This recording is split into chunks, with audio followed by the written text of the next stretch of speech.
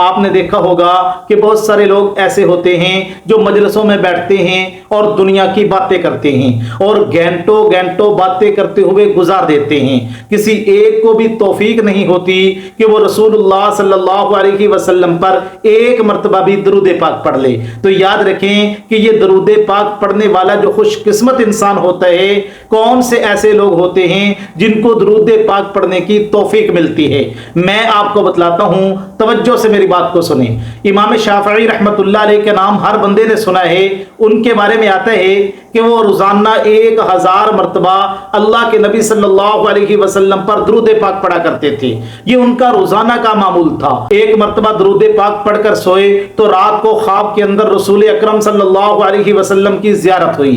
اللہ کے نبی علیہ السلام نے دیکھا، فرمایا میرے شافعی میں تیرے اس عمل سے بڑا خوش ہوں. اللہ کے نبی مسکرائے اور میرے نبی نے فرمایا شافعی یہ جو تم روزانہ 1000 مرتبہ میرے اوپر درود پاک پڑھتے ہو یہ مجھ تک پہنچایا جاتا ہے، اور انشاءاللہ اس درود پاک کی برکت سے اللہ تبارک و تعالی آپ کی نجات فرما دیں گے. تو میرے دوستو یہ اللہ کے نبی صلی اللہ علیہ وسلم نے ان کو خواب کے اندر بتلایا. تو پتا چلا جو بندہ درود پاک کو کثرت کے ساتھ پڑھتا ہے اللہ پاک اس بندے کی نجات کر دیں گے. اللہ تبارک و تعالی اس کے لیے مغفرت کا فیصلہ کر دیتے ہیں. حدیث مبارکہ میں بھی آتا ہے رسول اکرم صلی اللہ علیہ وسلم نے ارشاد فرمایا، حدیث کا مفہوم یہ ہے کہ قیامت والے دن میرے سب سے زیادہ قریب میرا وہ امتی ہوگا جو میرے اوپر کثرت کے ساتھ درود پاک پڑھتا ہوگا. اللہ کے نبی نے فرمایا جو بندہ ایک مرتبہ میرے اوپر درود پاک پڑھتا ہے اللہ پاک اس کے اوپر 10 رحمتیں نازل فرماتے ہیں، 10 گناہ معاف کرتے ہیں، 10 درجے اس بندے کے اللہ بلند کر دیتے ہیں. میرے دوستو کتابوں کے اندر ایک عجیب واقعہ لکھا ہے کہ قیامت والے دن کتابوں میں لکھا ہے کہ ایک آدمی کو فرشتے لے کے جہنم کی طرف جا رہے ہوں گے.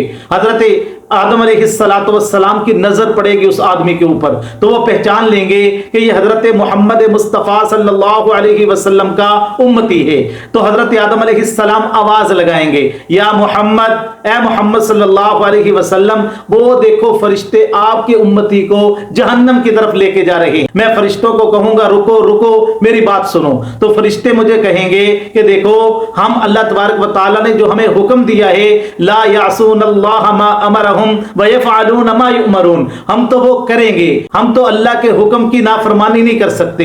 اللہ نے حکم دیا ہے اس کو جہنم میں ڈالو تو ہم تو اس کو لے کے جائیں گے، تو ہم رک نہیں سکتے.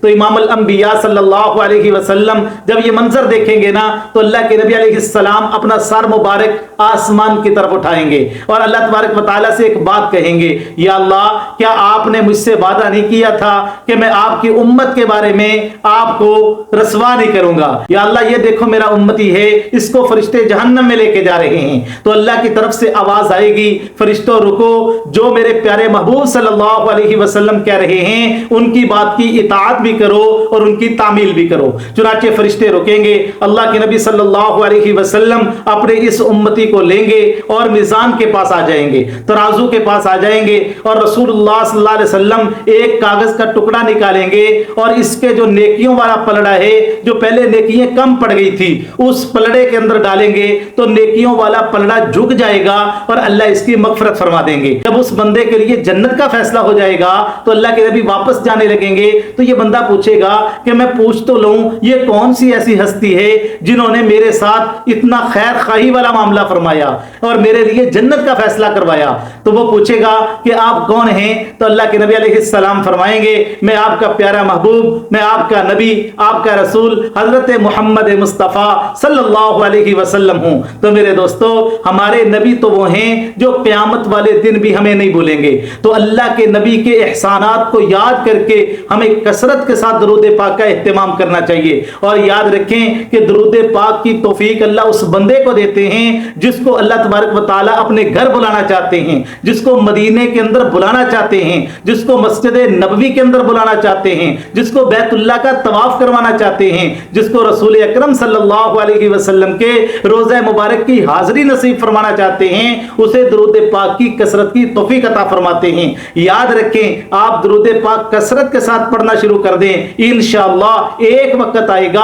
अल्लाह तबारक व तआला आपको इमामुल अंबिया सल्लल्लाहु अलैहि वसल्लम के रोज़े मुबारक की अल्लाह ज़ियारत नसीब फरमा देंगे। अल्लाह तबारक व तआला आपको हज और उम्रे की तौफीक अता फरमा देंगे। तो मेरे दोस्तों, ये सारी बातें कहने का मतलब ये है कि कम अज कम हम रोजाना 100 मरतबा सुबह 100 मरतबा शाम को दुरूद पाक पढ़ने का मामूल बना लें। चाहे मर्द हो चाहे औरत हो, ये मामूल हमारा पाबंदी के साथ बनना चाहिए। कोशिश तो करें जितना ज्यादा हो जाए हम अल्लाह के नबी अलैहिस्सलाम पर दुरूद पाक पढ़ें, लेकिन कम अज कम 100 मरतबा सुबह शाम तो हर मुसलमान को दुरूद पाक पढ़ना चाहिए। अल्लाह तबारक व तआला इन बातों को समझने की तौफीक अता फरमाए।